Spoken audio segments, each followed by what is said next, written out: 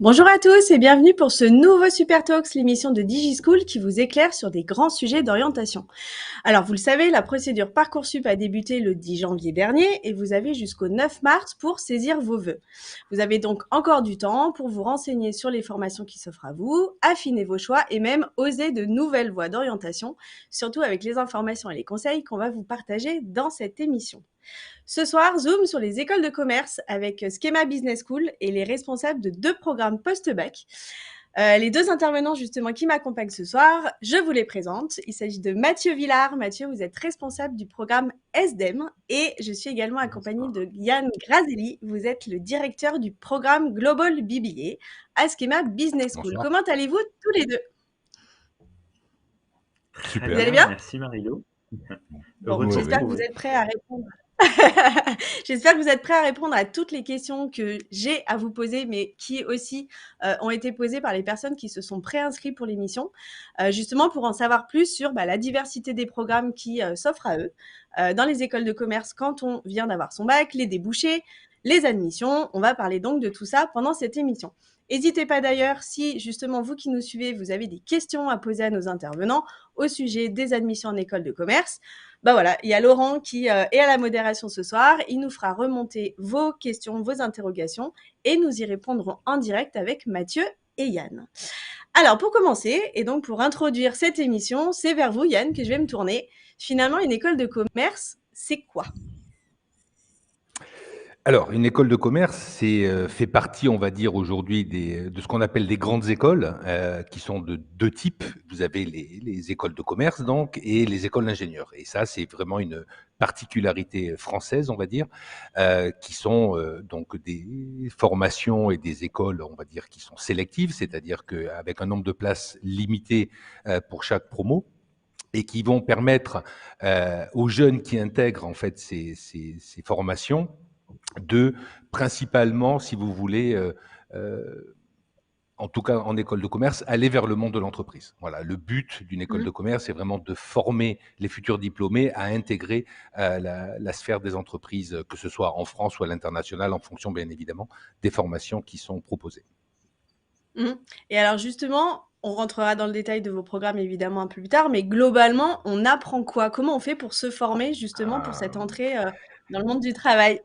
Sacrée question, Alors, hein? ce qui est en train de changer aujourd'hui, en fait, et sous l'impulsion du ministère d'ailleurs de l'enseignement supérieur, de la recherche et de l'innovation, c'est tout ce qui est le développement de compétences, en fait. Donc, Mmh. au-delà, si vous voulez, de suivre des enseignements, que ce soit des enseignements de base comme de la comptabilité, du marketing, des choses comme ça, ce qui devient aujourd'hui vraiment important dans l'enseignement supérieur et qui est de plus en plus demandé en fait par les entreprises, c'est vraiment le développement de Mmh. compétences. C'est-à-dire qu'est-ce que le futur diplômé va savoir faire une fois qu'il sera sur le marché du travail. Et donc, il y a une volonté actuelle qui est justement de faire basculer les formations de l'enseignement supérieur sur cette approche par compétences.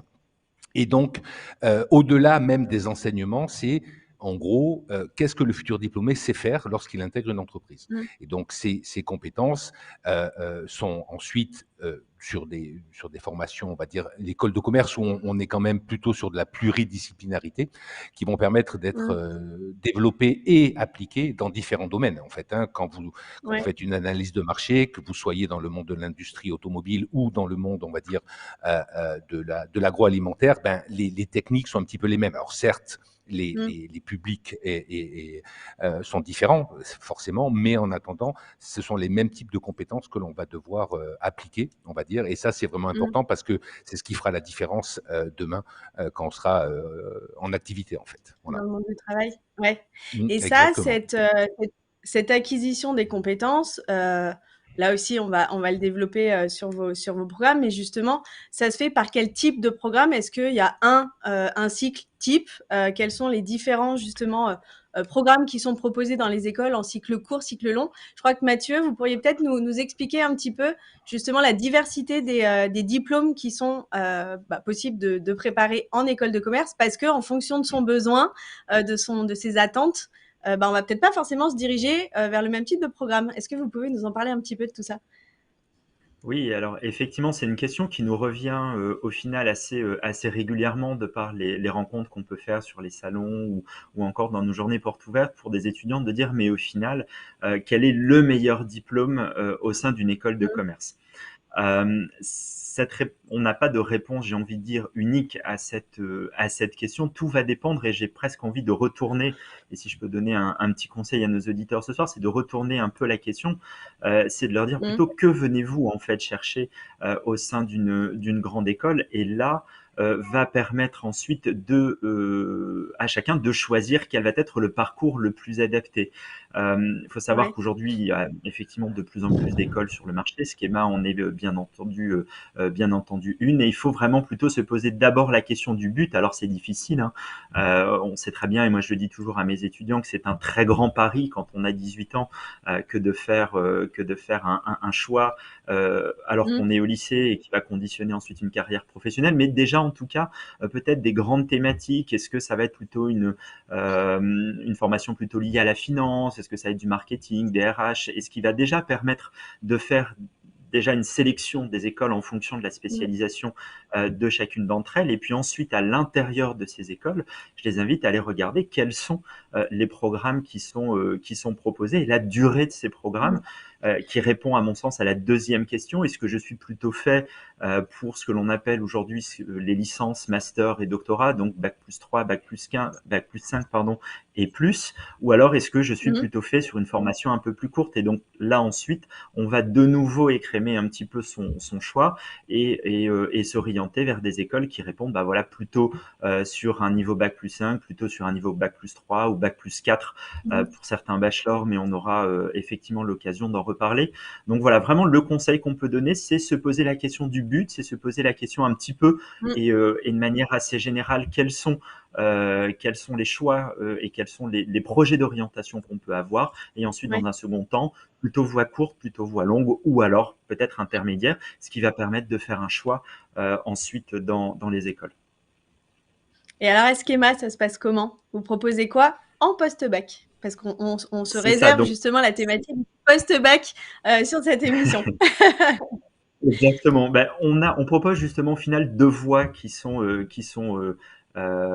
complètement différentes. Il y a la voie Ouais. qui est celle du BBA, donc avec Yann comme directeur qui est avec moi ce soir.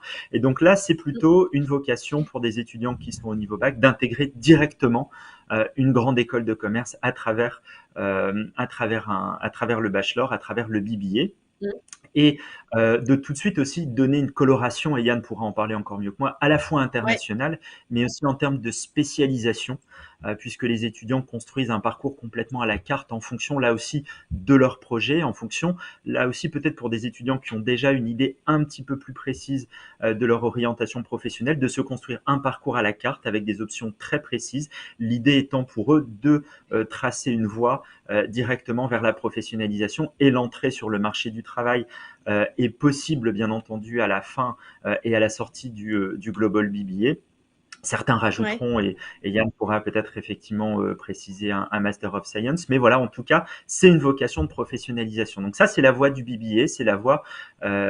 c'est la voie du Global BBA. Il y a ensuite une voie qui est un peu différente et qui a une finalité tout autre que celle du BBA, qui est celle de l'ESDEM, dont je suis le responsable, et qui là s'adresse plus à des étudiants qui n'ont pas encore forcément d'idées de professionnalisation et qui veulent se laisser Mmh. un large choix d'options en intégrant notre programme. Et donc, dans ce cas, ils intègrent l'ESDEM, qui est Ouais. un double cursus qui permet en Mmh. fait à ces étudiants de préparer à la fois une licence de droit, oui, une licence de droit, on peut faire du droit en école de commerce ou En école d'économie-gestion, de et en commerce. même temps de préparer en fait les concours d'entrée aux grandes écoles. Donc, c'est-à-dire que quand bien même nous sommes un programme qui est dans les locaux de Schema, qui est intégré à Schema, les étudiants ont Mmh. encore une étape à franchir en fait en passant les concours AST, les concours d'admission parallèle ou encore admission sur titre, Ouais. pour intégrer une grande école. Donc là où le Global BBA est une intégration directe, l'ESDEM, c'est voilà, c'est plus se laisser un petit peu de temps, avec du coup moins de spécialisation que ne le propose le BBA, un petit peu moins Ouais. d'international, même si on en propose également pour nos étudiants de deuxième année, Mmh. et n'a du coup pas, en tout cas dans l'immédiat, une vocation professionnalisante. Mmh. Pour justement emmener sur une poursuite d'études plutôt sur ce qu'on appelle le PGE? Le programme grande école. PGE, voilà, exactement. Programme grande école qui amène les étudiants donc à un niveau bac+5 et donc à un niveau master 2. Tout à fait. Ouais. Est-ce que justement, Yann, on peut parler un petit peu de ce BBA? C'est un nom de programme dont on entend parler beaucoup, mais il y a beaucoup de gens qui ne savent pas exactement à quoi ça correspond. Parce que bon, dans le jargon, on parle des BBA, on parle du bachelor, on parle des licences. Est-ce qu'on peut faire un petit peu le tri déjà dans ces appellations-là? Et après, nous expliquer un peu en quoi mettre le pied dans ce BBA, ça nous permet en tant que futurs étudiants et en tout cas nouveaux bacheliers, de pouvoir mettre un pied dans la professionnalisation, comme vous nous l'avez dit, Mathieu. Alors, ce qu'il y a, c'est que le nom bachelor, qui est Mmh. maintenant bien établi en France et bien connu, hein, ce qui n'était pas le cas il y a un Ouais. certain nombre d'années, en fait, est un nom qui, on va dire, n'est pas réglementé, comme le nom licence, par exemple, qui là est vraiment Mmh. propre à l'université française. Et donc, ce qui s'est mis en place un petit peu de manière naturelle au niveau des écoles, au niveau des formations, c'est que globalement, c'est pas vrai à 100%, mais globalement aujourd'hui, quand on parle d'un bachelor, on est sur une formation en 3 ans. Et quand on parle d'un Ouais, BBA, on est sur une formation en 4 ans. Et pourquoi 4 ans? Parce que 4 ans, en fait, d'études, c'est le format international. En Amérique du d'accord. Nord, que ce soit en Australie ou en Angleterre, on est vraiment sur cette durée d'études. Donc, on est entre le Mmh. +3 et le +5. Mais c'est vrai que Ouais. dans l'esprit anglo-saxon, le premier niveau, le premier diplôme qui est obtenu dans ces universités internationales, c'est ce fameux bac+4. D'accord? Mmh. Aujourd'hui, la plupart des bachelors sont des diplômes qui sont en 3 ans. Et très souvent, en tout cas, les écoles qui proposent des formations visées par le ministère ont Mmh. toutes basculé sur le nom BBA, effectivement, qui est le Bachelor in Business and Administration, qui est, Mmh. voilà, c'est fait un petit peu naturellement. Alors, ça ne veut pas dire que D'accord. d'autres bachelors ne sont pas reconnus par le ministère, hein, bien Mmh. évidemment, hein, mais on va dire que globalement, et par exemple, si on prend le BBA de Schema, et on en parlera peut-être tout à l'heure, en tout cas au niveau de la candidature Parcoursup et donc de la banque de concours Sésame, vous Ouais. verrez que toutes les formations Bac+4 qui sont dans la banque Sésame sont quasiment toutes des BBA, parce que Mmh. voilà, c'est du 4 ans, c'est reconnu par le ministère. Le bachelor, Mmh. c'est plutôt aujourd'hui une formation en 3 ans, voilà, D'accord. qui permet donc qui colle peut-être plus avec l'esprit français, l'esprit européen, comme l'a dit Mathieu, du +3, Mmh. +5, +8, en tout cas. Ouais. Alors, parce que c'est une question qui est pas mal revenue dans la préparation de cette émission par les personnes qui se sont inscrites et qui sont intéressées par les thématiques. Est-ce que là aussi on peut faire un tout petit point sur le grade de licence, un titre Hmm. professionnel et un diplôme?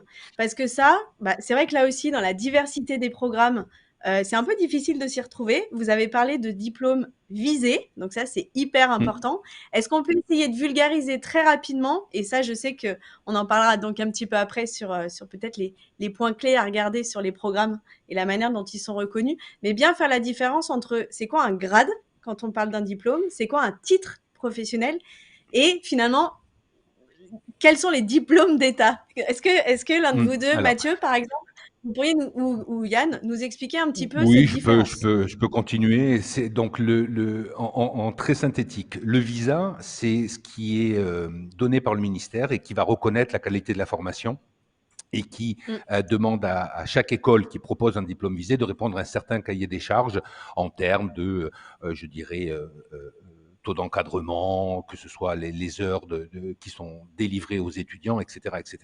Et donc le visa, c'est vraiment le premier niveau de reconnaissance du ministère.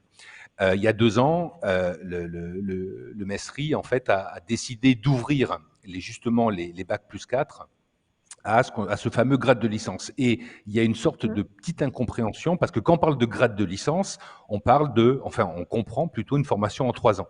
Et c'est vrai que c'est une Ouais. question qu'on nous pose souvent en disant, mais en fait, Mmh. pourquoi vous dites 4 ans alors que vous avez le grade de licence? Donc le grade de licence, en fait, a simplement été mis en place pour faire encore un tri supplémentaire dans les formations Mmh. Bac+4. Le grade de licence, en Ouais, fait, c'est pas le niveau d'études, mais ce sont des exigences de qualité et académiques encore plus fortes, académique, on ouais. va dire. En Mmh. l'occurrence, il va y avoir tout ce qu'on appelle l'adossement à la recherche, c'est-à-dire est-ce qu'on va Mmh. sensibiliser nos étudiants à la recherche, alors pas pour en faire des chercheurs plus tard, mais dans le cadre Ouais. professionnel, voilà, on est censé se former toute la vie, parce que les techniques Mmh. évoluent, etc., etc. Et donc, comment on va faire ça? Comment on va mener une étude de marché? Et il y a tout ce qui est employabilité, ouverture sociale qui vient se Mmh. rajouter. Donc, vous pouvez avoir aujourd'hui des formations qui sont visées uniquement et des Mmh. formations qui sont visées et gradées, comme c'est le cas pour le BBA de Schema. D'accord. Et ensuite, vous avez D'accord. raison, vous avez le fameux registre des compétences nationales professionnelles, la fameuse fiche Mmh. RNCP, Exactement. qui est souvent adossé à pas mal de programmes et qui va définir, puisque je vous en parlais tout à l'heure, justement, Mmh. l'ensemble des compétences que les étudiants Mmh. ayant suivi cette formation sont censés et vont développer au moment où ils seront diplômés. Donc, vous voyez, c'est un petit peu la Mmh. cartographie. Le visa, c'est le premier niveau. Le grade, ça rajoute, on va dire, un gage de qualité sur la formation. Et Ouais. la RNCP, donc tout ce qui est professionnel, c'est vraiment quelles sont les compétences qui seront acquises et développées par les futurs diplômés de la Mmh. formation. Bon. Au moins le cadre est Peut-être. posé, ça permet d'utiliser certains termes et on y reviendra tout à l'heure parce que c'est des petits indices, c'est des petites choses, qu'il faut regarder aussi, enfin, sur lesquelles il faut être vigilant, en tout cas quand on choisit sa formation. Vous nous avez parlé justement un peu d'international, Yann, je vais quand même continuer Mm. avec vous parce qu'on va prendre un peu de temps sur ce fameux BBA. Justement, bah, comment ça se passe, ces fameux 4 ans? Comment ça se déroule, en gros, Alors, est-ce qu'on peut partir à l'étranger quand on intègre la formation? Est-ce qu'il y a des stages? Comment ça se passe? Dites-nous tout. donc aujourd'hui, et Mathieu l'a dit et l'a précisé tout à l'heure, toute formation supérieure, on va dire, je vais dire qui se respecte, alors je vais mettre des guillemets un peu à droite et à gauche, mais va proposer de l'international. C'est obligatoire aujourd'hui, c'est incontournable. Mmh. Ce qui va faire la différence entre les formations, hein, au-delà de ce qu'a dit mon collègue sur on va dire, les différents cursus proposés, ça va Ouais. être principalement la durée d'expatriation Mmh.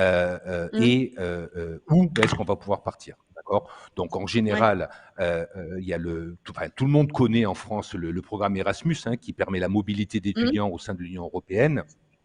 Et bon, c'en est déjà une. C'est souvent un Ouais. semestre ou deux. Ça dépend. Après, Mmh. vous avez des formations qui vont vous proposer de partir une année. Bon, sur le BBA de Schema, l'international, c'est vraiment le cœur de la formation. En Mmh. plus, c'est lié avec la stratégie multicampus de l'école, puisque nous avons un Ouais. certain nombre de campus de par le monde. Et c'est pour justement faciliter cette mixité des étudiants, puisque nous recrutons non pas que en France, mais nous recrutons aussi sur nos Mmh. campus internationaux dans le programme BBA, au Brésil, aux États-Unis, en Chine et depuis peu en Espagne. Et donc ces étudiants, quand ils vont commencer leur mobilité, vont se croiser sur les campus. Et donc ça va Ouais. générer un certain nombre de rencontres Donner une multiculturelles, promotion. etc., Ouais. etc. Et donc le programme BBA, en fait, donc l'expatriation minimale, c'est une année, c'est-à-dire il faut partir un Mmh. an à l'international.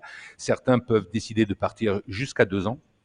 Mmh. Alors soit sur les campus de Schema, soit dans le réseau des partenaires en échange, soit effectivement pour certains sur des cursus double diplôme avec des universités étrangères. Et Ouais. depuis que ce programme existe, donc c'est un vieux bachelor en France, puisqu'il a été créé en 1990, mais on va dire depuis 2016 et son développement au cours, grâce à la stratégie de l'école multicampus, à partir de la rentrée prochaine, et c'était une des nouveautés dont je vous avais parlé, Marie-Lou, c'est que on va être capable, pour les étudiants qui le souhaitent, et en tout cas sous réserve de critères académiques bien évidemment, d'offrir ces 4 années d'études sur 4 campus différents. C'est-à-dire, je fais ma première année sur le D'accord. campus de Lille, je vais faire ma deuxième année aux États-Unis, ma Mmh. troisième année au Brésil et ma quatrième année, par exemple, je reviens en France.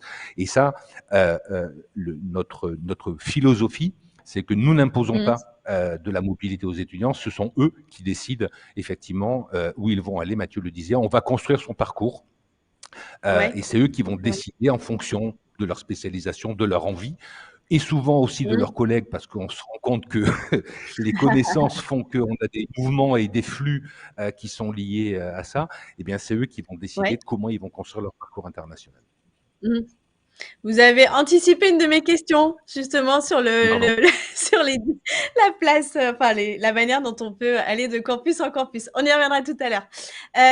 Donc, Mathieu nous l'a dit tout à l'heure, le BBA, il a cette caractéristique justement de permettre aux étudiants de mettre un pied assez rapidement dans le monde du travail, enfin le monde professionnel. Par quel biais en fait? C'est parce que les étudiants vont être amenés à faire des stages, ils vont être amenés à bosser sur des vrais projets, ils vont être amenés à côtoyer le monde professionnel rapidement. Comment ça se passe cette immersion Alors, justement? c'est ce qu'on, je vous disais en introduction. En fait, l'école de commerce, c'est vraiment pour intégrer les entreprises et le monde du Mmh. travail. D'accord. Au-delà des compétences qui sont développées au cours de la formation, il y a effectivement beaucoup d'enseignements qui sont pratiques, on va dire Ouais. à partir de la, ça commence en deuxième année, puis ça se renforce en troisième et quatrième année. Donc les étudiants, en fait, on les fait travailler sur des vrais projets d'entreprise. C'est-à-dire que Mmh. même quand ils font, par exemple, un cours de gestion de projet, ils appliquent ça, ils sont en relation avec des professionnels.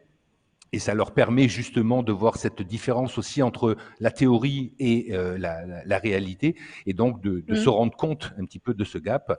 À cela, bien évidemment, vous rajoutez tout ce qui va être les stages qui sont obligatoires, qui peuvent être faits en France ou à l'étranger, bien évidemment aussi, qui vont contribuer d'une part à un recueil du diplôme, mais surtout à l'étudiant, au cours de ces années d'études, de confirmer ou non, en fait, son choix initial. Voilà. Mmh. Je rêve de faire du marketing, je fais un stage dans un service marketing d'une grande entreprise pour me rendre compte qu'au final, c'est pas du tout ce que je voulais faire. Et donc, Mmh. je vais m'orienter vers quelque chose d'autre. Ou alors, waouh, fantastique, Au c'est contraire. exactement ce à quoi je m'attendais. Et donc, Ouais. tout ça, ça a vraiment, ça, c'est comme ça qu'on va construire son projet professionnel. Vous voyez. Mmh. Et D'accord. comme l'ESDEM d'ailleurs aussi, il y a maintenant la possibilité de faire de l'alternance. Et donc là, Mmh. carrément, on est salarié d'une entreprise. Bon, tout le monde connaît le principe de l'alternance, bien évidemment, mais ça Mmh. aussi, ça contribue à la Ouais. professionnalisation des étudiants, puisque le but derrière, c'est vraiment d'aller travailler, en fait, hein, une fois qu'on est diplômé. Ouais. Là, on peut quand même dire justement, il y a la possibilité de poursuivre des études si on le souhaite, mais le Aussi. BBA reste quand même un bon choix si on veut faire des belles études et être opérationnel, en tout cas, tout de suite pour rentrer dans le monde du travail. On est d'accord là-dessus? Exactement. Oui, oui, tout à fait. C'est le but, même si au niveau, non, non, mais même si au niveau des enquêtes d'insertion avec la pandémie qu'il y a eu, bon, il y a eu un Mmh. petit peu un changement, mais globalement, on reste historiquement sur 2 tiers de diplômés qui intègrent le marché du travail directement, qui Ouais. éventuellement vont faire un master plus tard, et Oui. on va dire un gros tiers, 35, ouais, un gros tiers, 35-40%, qui eux vont poursuivre sur Mmh. le bac+5. Et ceux Ouais. qui poursuivent en bac+5, Marie-Lou, c'est énormément de Français, puisque en France, Ouais. culturellement, le bac+5 est important, ce qui, pour des internationaux ou quand on va travailler à l'international, n'est pas le cas. Ouais. Oui, c'est moins effectivement, un peu moins «normé» Voilà, entre guillemets. exactement, tout à fait. Bah, ça nous fait déjà un bon aperçu de ce programme-là, quand on a envie d'avoir un pied dans le monde professionnel, assez rapidement. On va voir avec vous maintenant justement Mathieu, vous nous avez parlé donc du programme de l'ESDEM qui a cette particularité, c'est donc d'être un double diplôme, enfin un double cursus, pas un double diplôme, un double cursus. Est-ce que vous pouvez nous en parler un petit peu justement? Un peu pareil comme avec Yann, qu'est-ce qu'on va apprendre? Vont se dérouler, les différentes années d'études et qu'est-ce qu'on fait après? Alors ça fait effectivement beaucoup de points, mais ça va permettre aussi du coup de compléter, notamment sur ce que disait Yann en fait avec les différents visas, etc. Et pour parler du Mmh, diplôme de licence en fait en lui-même, parce que le diplôme de licence, alors qui est très français aussi pour le coup, ne peut être délivré que par des universités. Ça, il faut le savoir. mmh, Par exemple, pour l'ESDEM, que ce soit la licence de droit ou la licence d'économie-gestion, nous avons sur les campus de Lille, Paris et Sofia 2 partenaires universitaires qui nous permettent justement de délivrer ces licences. Donc ça, c'est aussi important, voilà, pour ceux qui nous écoutent, de rajouter à la petite liste qui a été donnée tout à l'heure, de rajouter voilà, ce diplôme de licence qui n'est délivré que par mmh, des universités ou par des écoles, comme par exemple Schema et nous ici à mmh, l'ESDEM, grâce grâce à des partenariats. Et ça donne en fait en réalité une vraie clé d'avoir un diplôme qui est reconnu parce que délivré du coup par un organisme public que sont les universités. Et c'est en cela qu'on retrouve cette certaine forme de liberté, comme je le disais en fait en préambule, c'est-à-dire que des étudiants qui à un moment donné sont encore en recherche d'orientation vont pouvoir se dire bon tout compte fait, au bout de 2 ans peut-être d'ESDEM, je vais décider d'arrêter mon projet école de commerce et du coup de ne pas perdre de temps, de dire j'ai un bac plus 1, bac plus 2 ou peut-être même ma licence complètement en poche, bac plus 3 et continuer, que ce soit en France ou à l'étranger, à un niveau master sans avoir à perdre de temps. Donc ça, c'est aussi important sur la question de la reconnaissance, sur la question de la reconnaissance du diplôme. Donc ensuite, à l'ESDEM, donc on prépare donc sur ces 2 voies, le droit ou l'économie-gestion, et on y va un petit peu crescendo. Alors, pour répondre à la question, qu'est-ce qu'on apprend dans une licence de droit, qu'est-ce qu'on apprend dans une licence d'économie-gestion? Généralement, la première année sert à poser des bases. On a des étudiants qui disent bon, je m'attendais peut-être pas trop à ça. On a effectivement encore des matières. Alors en histoire, en droit, ce sont des matières d'histoire du droit, d'introduction générale. En économie, c'est pareil, d'histoire des faits économiques, ou encore des différentes matières d'introduction à l'analyse économique ou à la gestion des entreprises. Moi, je dis toujours, avant de savoir où on va, il faut déjà savoir de là où on vient. Donc, il faut poser un certain nombre de bases. Et puis, petit à petit, les étudiants vont découvrir des matières de plus en plus précises. Donc pour la filière éco-gestion, ça va être la microéconomie, le marketing, la finance, bien sûr des maths, puisqu'on reste aussi dans une licence d'économie-gestion. Et en droit, petit à petit aussi, les étudiants vont se former à des matières à la fois de droit des affaires, mais aussi d'ouverture et de découverte au monde de l'entreprise, puisque c'est ça l'objectif et la spécificité de la filière droit, c'est de faire du droit tout en commençant à insuffler dès le niveau de la licence une sensibilité en fait au monde de l'entreprise. L'objectif au bout de tout ça, c'est que nos étudiants soient prêts à passer les concours d'entrée aux grandes écoles de commerce. Et là aussi, donc, on en vient, on se posait tout à l'heure la question, comment choisir au final son orientation après le bac? Nous, nos étudiants se reposent une deuxième fois la question de se dire, mais dans quelle école je vais aller? Là, toujours revient toujours sur la table la question de l'orientation, et c'est ça qui est aussi important. Alors, dans une mesure un peu différente par rapport au bibier, mais on a beaucoup d'intervenants qui sont des professionnels, donc qui permettent aussi de donner au cours théorique une connotation très pratique pour commencer un petit peu à permettre aux étudiants de baigner dans la sphère pratique. Et puis bien sûr, que ce soit en droit ou en économie-gestion, des expériences professionnelles obligatoires dès la première année. C'est important. Je veux dire, on ne peut pas deviner ce qu'est la finance, le marketing, le contrôle de gestion, les RH, si à un moment donné, on va pas sur le terrain, si on met pas les mains dans le cambouis pour vraiment voir à quoi ça ressemble. Et alors, ça n'empêchera pas, peut-être de se tromper sur son orientation, mais au moins de tester des choses. Et moi, je dis à mes étudiants de première année, n'ayez pas peur de vous tromper de stage et de ressortir d'un stage en disant, tout compte fait, ça m'a pas plu, mais quelque part, c'est bien parce qu'autant se dire, j'avais une idée de ce qu'étaient les ressources humaines, j'ai fait un stage de 6 semaines en RH et tout compte fait, c'est pas fait pour moi parce que j'ai peut-être des difficultés à aller vers les autres. Et auquel cas, c'est une expérience qui est positive et qui permet, de faire des choix. De faire des choix par la suite, et bien sûr le développement de l'alternance qui est très important aussi sur l'ESDEM pour la 3e année, et qui est là et vraiment destiné à des étudiants qui sont plutôt bien avancés sur leur projet et qui vont avoir un rythme école, entreprise, préparation concours. C'est au final un triple cursus pour les étudiants en alternance qui est assez chargé, mais avec de belles réussites. Donc la professionnalisation est aussi au cœur de notre programme. C'est important pour aider les étudiants à s'orienter. Ça se traduit comment, cette préparation au concours? Parce que ça reste une vraie spécificité finalement de ce programme dans cette école, d'avoir à la fois cette préparation d'une licence en droit, en économie, et donc en parallèle, vous l'avez dit, se préparer au concours d'entrée en école de commerce. Concrètement, en plus des cours qu'on va avoir, comme vous l'avez dit, pour préparer cette licence, concrètement, à quoi ça ressemble? Et finalement, ça représente beaucoup de temps dans le volume de cours? C'est une excellente question. Alors, on a les semaines des étudiants représentent à peu près 30-35 heures de cours, donc c'est déjà assez conséquent. Et dans ces 30-35 heures de cours, on a à peu près une dizaine d'heures de cours qui sont dédiées justement à la préparation des concours. Donc ça, c'est le premier volet en fait de préparation de nos étudiants, puisque pour rappeler, peut-être que nos auditeurs le savent déjà, les concours se passent en 2 étapes. Il y a d'abord la phase des écrits pour les concours donc en admission parallèle, qui sont des certifications, que ce soit en anglais, en mathématiques ou en français, qui permettent d'accéder à ce qu'on appelle une admissibilité au sein d'une école.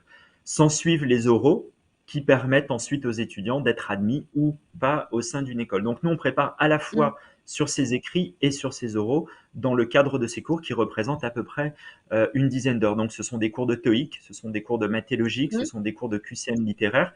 Et c'est ça qui va distinguer aussi l'ESDEM et la préparation au concours Mmh. d'admission parallèle des classes préparatoires classiques, où dans les classes préparatoires classiques, les étudiants vont continuer d'étudier les matières qu'ils ont déjà l'habitude d'étudier au lycée, alors qu'ici à l'ESDEM, ils vont rentrer dans des matières de licence, donc forcément un petit peu plus pratico-pratiques, et les concours auxquels ils vont se destiner ont des matières à l'écrit et à l'oral qui sont différentes de celles des concours que les étudiants passent à l'issue des classes préparatoires classiques. Donc on les prépare à Mmh. travers ces cours, on les prépare aussi à travers des mises en situation réelles. Pour nous, c'est très important puisqu'effectivement, on considère que la préparation en cours n'est pas suffisante et donc on met, que ce soit pour la phase des écrits ou des oraux, 2 fois par an nos étudiants en conditions réelles. Donc on leur fait passer des TOEIC, on leur fait passer des épreuves de tâches, donc maths et logique et français, en conditions réelles, dans les conditions du concours, pour leur permettre aussi de se mesurer un petit peu en termes de gestion du stress, de gestion du temps, etc., pour vraiment Mmh. leur montrer à quoi va ressembler le jour J, Le jour J, le ouais. vrai moment du concours, et d'être prêt le mieux possible au moment des épreuves. Et enfin, troisième niveau de préparation, en tant que responsable de programme, on les coach sur ce que sont les concours, ce que proposent Mmh. les différentes écoles, hein, puisque c'est aussi ça la spécificité de l'ESDEM, c'est que on prépare au concours schéma, c'est vrai, mais en réalité de toutes les écoles de commerce et des mêmes Mmh. écoles de commerce que celles auxquelles peuvent prétendre les étudiants issus de classes prépa. Donc on va vraiment les Ouais. coacher, on va leur expliquer quelles sont les différentes épreuves, les différentes formations, etc. Et donc ça, c'est le troisième volet de la préparation de ces concours qu'on propose à nos étudiants. D'accord. Ça donne un panorama hyper, clair, de ces 2 programmes, le Global BBA et donc le programme de l'ESDEM. Évidemment, vous pourrez retrouver plein d'infos sur le site directement de Schema pour en savoir encore plus sur ces programmes. Moi, j'ai quand même une petite question, je vais vous la poser à vous, Yann. Bon, finalement, et Mathieu, vous pourrez compléter évidemment. Qu'est-ce qui va distinguer une école supérieure, type, une université ou un IAE ou un IUT, par exemple? Alors, par rapport à ces, enfin, si on voulait comparer ces formations, hein, je dirais que au-delà de la, on va dire, des enseignements, et cetera, ce qui est vraiment marquant dans les écoles de commerce, c'est, je dirais, je vais revenir dessus, mais il y a l'aspect international et Ouais. ça c'est, et en plus Schema est vraiment bien positionné là-dessus. Mais ensuite vous avez tout ce qui va être, je dirais, la vie associative qui est importante pour les Ouais. jeunes, parce que Mmh. il faut pas se leurrer, même si, alors c'est vrai que souvent on voit l'aspect vie associative comme très festif, etc., etc. Ben, ça contribue beaucoup à leur formation parce qu'ils développent Mmh mh. au sein de leurs associations des projets réels Mmh. aussi, donc c'est vraiment important. Vous avez, je dirais, l'aspect réseau aussi, qui est très prononcé dans les grandes écoles, hein, que ce soit d'ingénieurs ou d'écoles de commerce. Et on sait que le réseau, ben, c'est une façon de faciliter l'intégration dans le marché du travail, parce que Exactement, ouais. ben, on aime recruter éventuellement des gens qui sont un peu issus de notre école, hein, parce qu'au-delà de Mmh. l'école, il y a aussi tout l'aspect, je dirais, euh, euh, ben, c'est une école qui me ressemble, voilà, donc Oui, on se ressemble, sans parler de clones non plus, d'aller jusque-là, oui, bien évidemment. évidemment. Donc il y a ce genre de choses. Et après, et c'est exactement la même chose pour le programme SDEM, c'est tout ce qui est, je dirais, le programme à taille humaine. C'est-à-dire qu'il n'y Mmh. a pas d'amphi, on est sur des Ouais. groupes d'une quarantaine d'étudiants, on a un suivi qui est je veux dire, assez quotidien, en tout cas des étudiants. On est proche de nos étudiants et on est d'ailleurs, en tant que responsable de programme et directeur, on est extrêmement sollicité par les étudiants, surtout en début de cursus, parce que c'est là, comme le disait Mathieu, qu'on se pose plein de questions.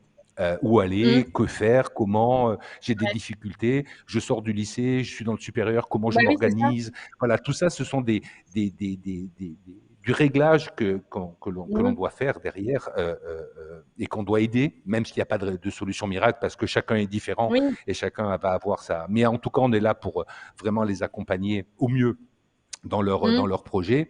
Et après, ben, je pense que personne ne remettra en doute l'employabilité des étudiants qui sortent des grandes écoles, de par Mmh. le réseau, de par la formation, de par, je dirais, la renommée aussi, hein, tout bêtement.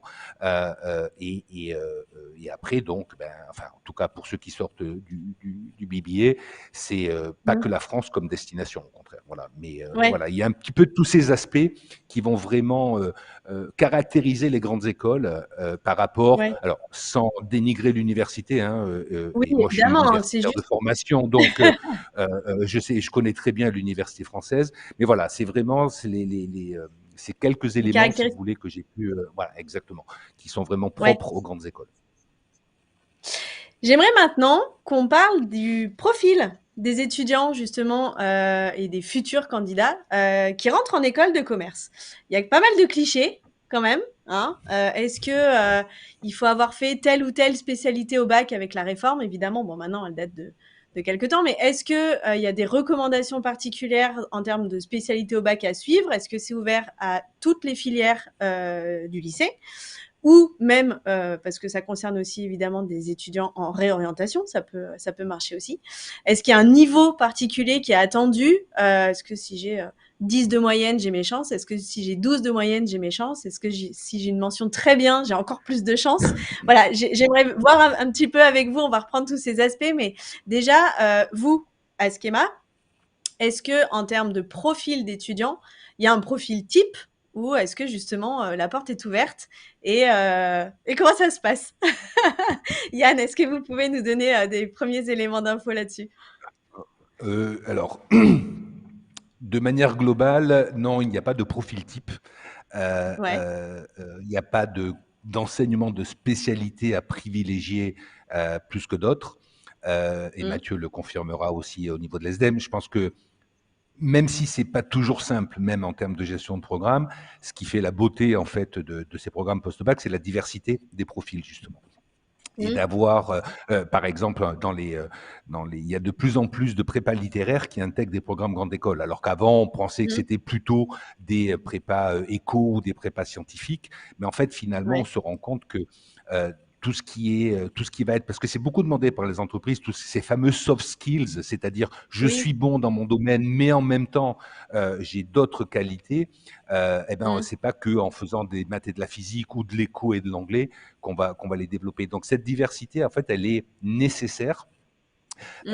Ça veut dire aussi qu'elle est difficile à gérer et que les étudiants, ben, enfin, en fonction de leur profil, auront plus de facilité sur certaines thématiques et plus de difficultés sur d'autres, forcément. Mais en attendant, c'est Mmh. ce qui va vraiment caractériser, je dirais, le produit fini, qui est le diplômé, et qui sera, Ouais. en fonction de son historique et de ce qu'il aura fait pendant ses études, ben, aura effectivement un profil plus adapté pour telle entreprise ou telle entreprise. Mais en attendant, on Mmh. n'a jamais mis de barrière là-dessus en termes enfin, avec cette réforme dont vous parliez, Maridou. Non, il n'y a pas d'enseignement, je dirais, de spécialité particulière, clairement. Mmh. Bon, en plus, maintenant, la question se pose un peu moins parce que le ministère de l'Éducation nationale a réintroduit un minimum de mathématiques en terminale aussi. Mmh. Donc, j'aurais Ouais. pu dire, ah, moi j'aime bien les maths, donc je privilégie ça, mais finalement, c'est pas spécialement nécessaire. Et Mmh. sauf si vraiment on veut faire de la finance, sinon c'est pas. Il faut un minimum d'outils quantitatifs, mais il n'y a pas que ça non plus.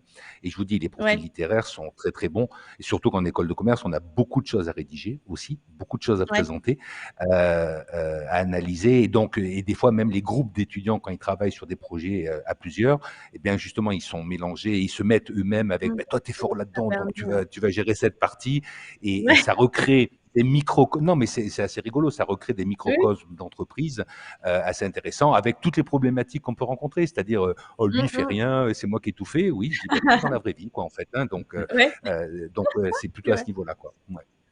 D'accord. Et justement, bah, qui dit profil d'étudiant dit admission.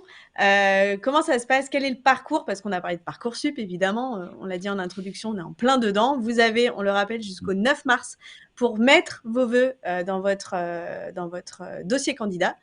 Et vous aurez jusqu'au 6 avril pour confirmer vos vœux. Mais ça, c'est un autre sujet et on se reverra d'ailleurs très bientôt, Yann et Mathieu, sur ce sujet-là. Petit teasing.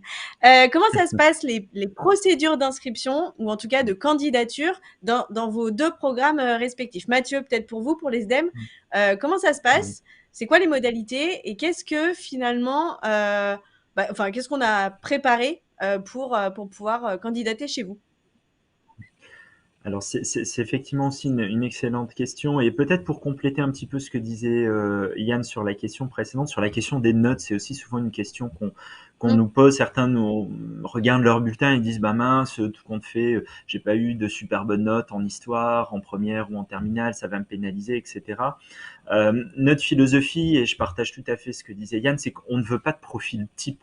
Ça, c'est très important. Et donc, de ce fait, on ne met pas de barrière. Ça voudrait dire quoi de ne recruter des étudiants qui n'ont que 12? Déjà, une moyenne dans un lycée n'est pas une moyenne dans un autre lycée. Ce serait très compliqué. On recrute, que ce soit le BBA ou l'ESDEM, on recrute à un niveau national, voire international pour des lycées français qui sont implantés à l'étranger. Ce serait impossible de savoir, voilà, de faire une échelle des notes. Donc, soyez transparents déjà déjà parce que les notes sont données par les établissements, donc vous le serez. C'est déjà une première donnée à remplir sur votre page Parcoursup pour l'ESDEM. Mais voilà, ne vous freinez pas, osez si en tout cas le programme ou nos programmes vous intéressent, puisqu'on a pour le coup la même philosophie dans nos programmes, avec une petite spécificité pour le BBA avec le concours Sésame, ce qui n'est pas du tout le cas pour l'ESDEM, puisque nous ne faisons pas partie d'une banque de concours, donc c'est directement en fait sur Parcoursup. Donc osez, n'hésitez pas. Ne vous freinez pas, ce serait quelque part la pire décision que vous pourriez prendre, c'est de ne pas oser candidater. Donc pas besoin de passer par une banque de concours, directement via la plateforme Parcoursup où vous pouvez nous trouver assez facilement, voilà, dans les formations de licence de droit et d'économie-gestion. En tapant schéma, vous allez nous trouver effectivement assez facilement. Et attention par contre, voilà, à faire le bon choix de campus. Nous sommes présents sur le campus de Lille et de Sofia pour les étudiants de première année, donc pas de difficulté, mais attention, voilà, à vous dire, si vous voulez faire un double choix, donc c'est un vœu et 2 sous-vœux pour chaque campus, mais voilà, si vous mettez le deuxième sous-vœu, à savoir le campus de Lille ou de Sofia, selon votre localisation, il faut être prêt potentiellement à être pris sur l'un ou sur l'autre campus, en fonction, bien entendu, des places disponibles. Ouais. Et donc, on y a un petit peu répondu justement tout à l'heure pour ce qui concerne le BBA. Donc, il y a effectivement une admission par un concours, le concours Sésame. Est-ce que vous pourriez nous présenter ça rapidement, Yann, et nous dire en quoi ça consiste? Alors, oui, tout à fait. Donc, une banque de concours, en fait, c'est l'avantage pour les candidats, c'est que c'est un vœu parmi les 10 sur Parcoursup et qu'il y a 14 écoles qui présentent des formations visées. Donc, c'est-à-dire qu'en consommant un vœu dans Parcoursup, eh bien, vous avez accès en fait à toutes les écoles de la Banque Sésame et à tous leurs programmes. Et depuis l'année dernière, en fait, l'inscription au concours permet aux candidats de choisir autant de formation que possible. Voilà. Et le principe d'un concours, Mathieu en a parlé tout à l'heure pour les programmes grande école, pour le concours Sésame, c'est la même chose. Il y a une journée d'écrit qui va permettre de définir l'admissibilité des candidats. Et une fois que les candidats ont été déclarés admissibles, ils sont invités à aller sur les campus des écoles pour passer des oraux, donc entretien de motivation et anglais. En tout cas pour le BBA de schéma. Et à partir de ces résultats-là, vous avez l'admission. Donc, on est admis ou pas. Et après, on rentre dans la phase d'inscription et de confirmation de son vœu, on va dire, de son choix pour l'année prochaine. L'avantage d'un concours, parce que ça aussi, la question des notes, est-ce que j'ai 10, j'ai 9, etc. Donc, Mathieu l'a très bien dit, c'est pour nous impossible de donner quelque chose, vu les différents lycées, que ce soit en France, à l'international, etc. Et l'avantage d'un concours, tout le monde a ses chances. Il faut être bon le jour J. Quelles que soient les notes, on peut avoir des moyennes vraiment, je dirais, catastrophiques pendant alors je caricature bien évidemment, mais pendant le lycée, et être très performant aux écrits, être déclaré admissible, et ensuite passer les oraux. Et notre expérience des concours passés, finalement, on s'est rendu compte que les oraux, rencontrer les candidats sur campus, discuter avec lui et un petit peu les challenger, c'était très important. Bon, toutes les infos, je ne vais pas les donner parce qu'elles sont sur le site de Sésame pour toutes les écoles qui sont dans la banque. Donc, je laisse nos auditeurs aller y jeter un coup d'œil. Mais en tout cas, nous avons décidé, nous, à Schema et pour le BBA cette année, vraiment de pousser au niveau de l'entretien de motivation, parce que des fois, on voit des candidats qui ne payent pas de mine, on va dire, ou ont des dossiers, même si on les connaît pas, qui nous disent pas terribles. Et en fait, quand on discute avec eux, on est juste émerveillé par leur maturité. Et je dirais des fois du haut de 17 ans, tout ce qu'ils ont pu faire déjà jusqu'à présent. C'était pas mon cas, hein, pour être clair avec tout le monde. Je pense pas que j'étais à leur niveau quand j'étais jeune, mais en attendant, ces euros sont vraiment appréciables en tout cas. Et donc nous, pour le BBA, les bulletins scolaires sont un peu pris en compte par Sésame, mais ça reste assez marginal. Ce qui compte, c'est vraiment les écrits et ensuite les oraux. Et l'entretien. D'accord. Donc, pour récapituler, pour les SDEM, c'est donc un vœu Parcoursup parmi les 10 que vous pouvez formuler sur la plateforme. Et pareil, pour le BBA, en fait, vous formulez un vœu qui correspond au concours Sésame et derrière, vous sélectionnez les programmes qui vous intéressent, dont justement le BBA. Et la transition, elle est quasi parfaite, justement, parce que j'aimerais qu'on passe cette dernière petite partie d'émission, justement, sur les critères, entre guillemets, ou des petites choses à regarder qui vont faire la différence d'une école à l'autre. Parce que vous l'avez un peu dit justement, Yann, les écoles vont se mettre dans des banques de concours. Vous allez sensiblement proposer des formations qui sont calibrées un peu sur des programmes qui sont assez similaires. On va étudier des matières qui peuvent être similaires. Par contre, il y a plein de choses qui vont justement différencier un programme d'un autre. Et c'est là-dessus que j'aimerais un peu revenir sur comment finalement on va faire son choix de son école. Si demain je me dis j'ai envie de faire un BBA justement qui est proposé par Schema, par une autre école, qu'est-ce que je vais regarder qui pourrait faire la différence d'une école à l'autre, et donc finalement quels sont pas les critères, parce que faudrait pas que ce soit péjoratif, en tout cas je ne le souhaite pas, mais quels sont les indicateurs qui à prendre en compte pour faire son choix d'école. Yann, est-ce que vous avez des petits tips comme ça à regarder? Alors, je pense que et Mathieu complétera parce qu'il est très très bon là-dedans, donc je n'ai aucun souci avec ça. Non, mais je dirais, il y a d'abord voilà, ce que l'on voit à l'écran, c'est-à-dire d'une part, est-ce que le diplôme est visé et ou gradé, ça c'est une première chose, et ensuite, les écoles de commerce ont aujourd'hui des accréditations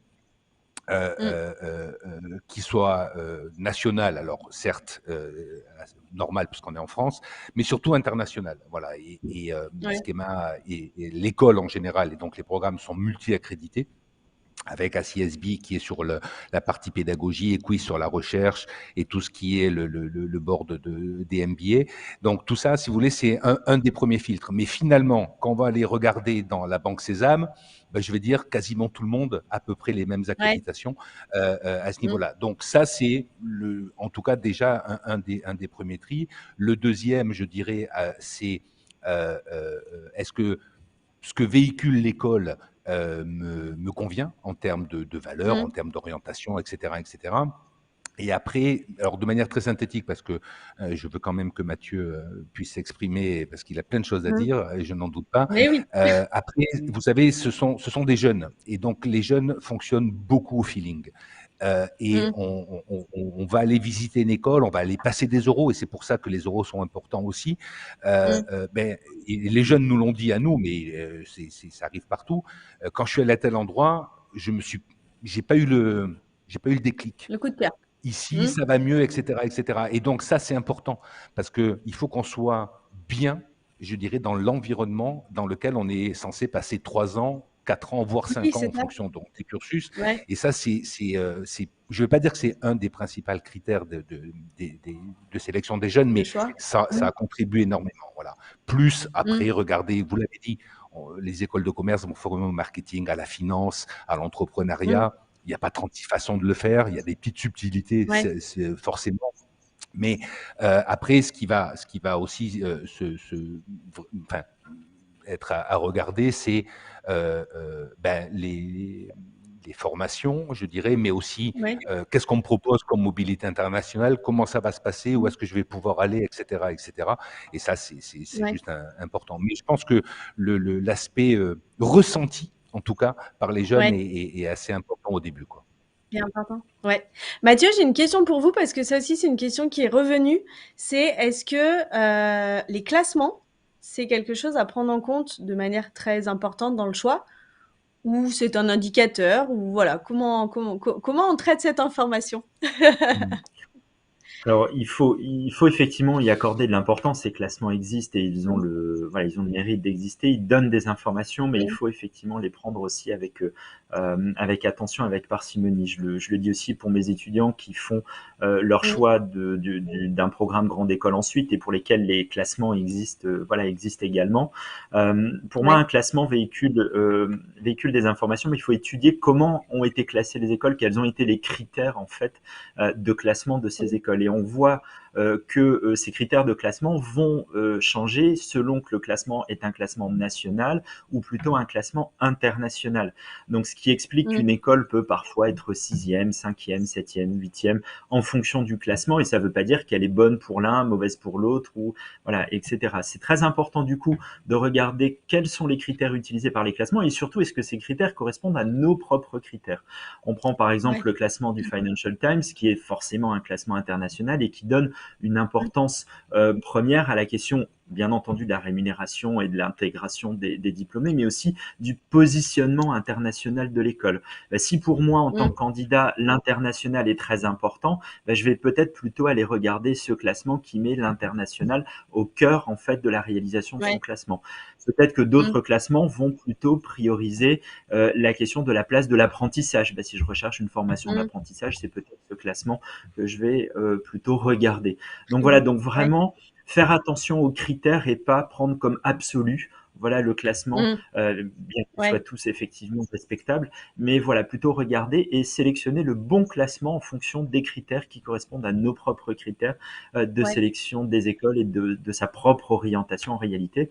Mmh. Voilà, pour le chercher. Et comme le disait bien entendu Yann, après, un classement ne veut pas dire on peut être dans une école du top classement et puis ne pas s'y sentir bien.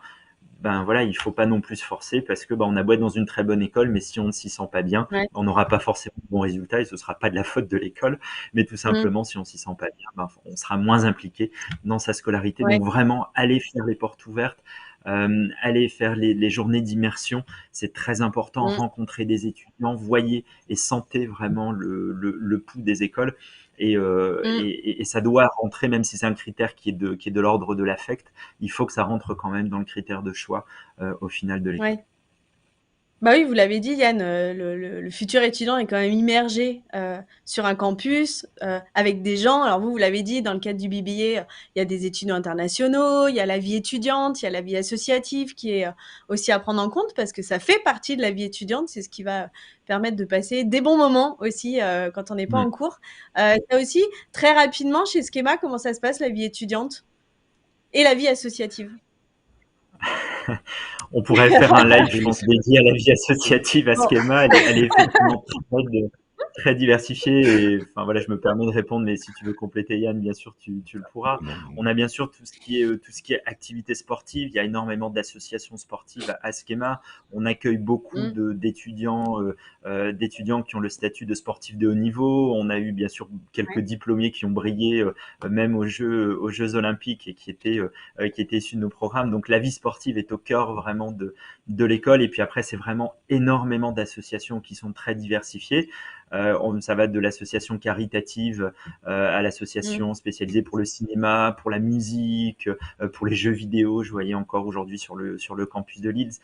tous les étudiants ont la possibilité un peu de s'y retrouver, de vivre une vraie expérience. Et Yann le disait tout à l'heure, on pense à cet aspect festif quand on pense à la vie associative, mais en réalité, et dans la logique d'acquisition des compétences, ça permet, mine de rien, à nos étudiants d'apprendre. Mmh. Parce que quand on est trésorier de son association, quand on est président, c'est apprendre à gérer un collectif, c'est apprendre à organiser un événement, c'est apprendre à faire face à des aléas, etc. Et donc, mine de rien, ils vont ressortir, même si c'est pas tamponné par une note de fin de semestre, mais ils vont en ressortir en fait en Ouais. ayant appris des choses, et ces choses vont forcément leur servir, pardon, Leur après servir. dans leur monde professionnel, c'est incontestable. Ouais. Donc, se renseigner sur les programmes, se renseigner sur la vie associative, évidemment, et ça, on le dit, je pense, à toutes nos émissions, participer au JPO. C'est le bon moment. On est, comme on le redit, en pleine période de formulation des vœux. Donc, les écoles, les campus ouvrent leurs portes ou même font des JPO digitales pour certaines. Mais en tout cas, n'hésitez pas, si vous avez la possibilité, à vous déplacer sur les campus. Vous l'avez dit, Yann, et nous, c'est un retour qu'on nous fait souvent. Un choix d'école va se faire au ressenti parce que vous alliez y passer quelques années en tant que candidat et qu'il faut s'y sentir bien. Se renseigner sur les accréditations, on s'est dit, ça peut être un élément, en tout cas, pour connaître la qualité de la formation, les visas également, on en a parlé tout à l'heure. Est-ce que vous avez un dernier petit mot à rajouter? Parce que là, on a quand même beaucoup balayé tout ce sujet de la présentation de à quoi peut ressembler une ou plusieurs formations en école de commerce. Est-ce que vous avez un petit mot de la fin, tous les deux? Yann, peut-être, je vous donne la parole en premier. Super, merci Marilou. Un mot de la fin, c'est toujours compliqué de La conclure fin, un bon l'encouragement moment et une émission. Encouragement, bonne chance. Déjà, pensez à valider le bac. C'est déjà ça, c'est le sésame, hein, c'est le cas de le dire, pour intégrer un programme post-bac. Je dirais, aujourd'hui, sur Parcoursup, vous avez de mémoire, j'ai vu les derniers chiffres, 21 000 formations possibles. 21 000 Vous devez formations, en choisir, vous devez faire 10 vœux. Donc, vous voyez, c'est c'est peu. Ne vous laissez pas non plus, alors je m'adresse aux candidats, enfin aux bacheliers, aux futurs bacheliers en tout cas, voilà, dites à vos parents que le droit à l'erreur existe. Et vous en parliez tout à l'heure, des réorientations aujourd'hui, vu l'offre de formation, c'est tout à fait possible et c'est assez commun, je dirais. On commence, voilà, l'exemple qui me vient en tête à chaque fois, c'est je vais faire une année de médecine, ça marche pas, et ensuite je pars en école de commerce. Donc c'est quoi le lien? Il n'y en a pas, mais ça m'a permis de réfléchir. Donc si votre première année de supérieur n'est pas concluante, de toute manière, vous en retirez de l'expérience et vous en retirez de la maturité et ça va justement vous faire grandir. Donc, que ce soit une expérience positive ou négative, quoi qu'il arrive, allez-y. De toute façon, on peut aller à autant de JPO que l'on veut, on peut faire autant d'immersion, on peut fantasmer sur des critères de classement, d'accréditation, de ce que vous voulez. Tant qu'on ne vit pas un programme de l'intérieur, on ne voit pas ce que c'est en pratique.